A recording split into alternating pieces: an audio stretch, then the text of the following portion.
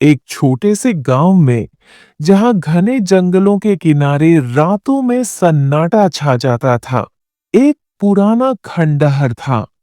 गांव के लोग कहते थे कि उस खंडहर में एक चुड़ैल रहती है। उसकी चीखें अक्सर रात के सन्नाटे को तोड़ देती थीं। गांव के लोग खंडहर के पास जाने से डरते थे।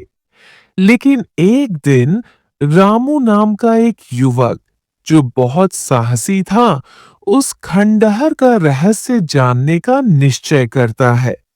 उसने अपने दोस्तों से कहा, मैं आज रात उस खंडहर में जाऊंगा।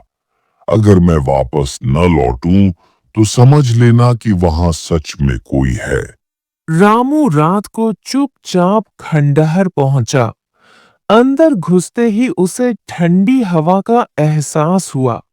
अचानक एक धीमी आवाज सुनाई दी। कौन है यहाँ? आवाज ने रामू को कंपा दिया, लेकिन वह डरा नहीं। जैसे ही रामू ने आवाज की दिशा में कदम बढ़ाए, एक काले साए ने उसे घेर लिया।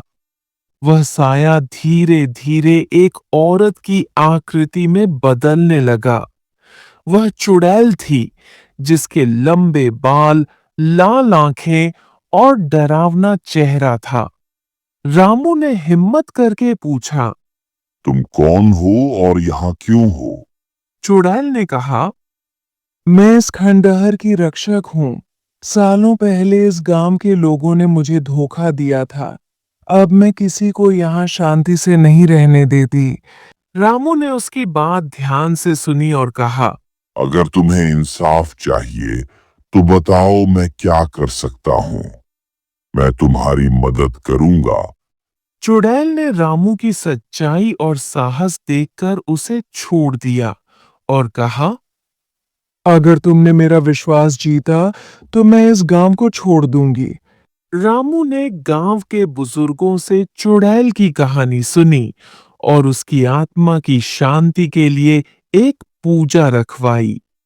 धीरे धीरे खंडहर से चीखों की आवाज आना बंद हो गई। गांव के लोग रामू की बहादुरी की सराहना करने लगे। खंडहर अब खाली और शांत हो चुका था।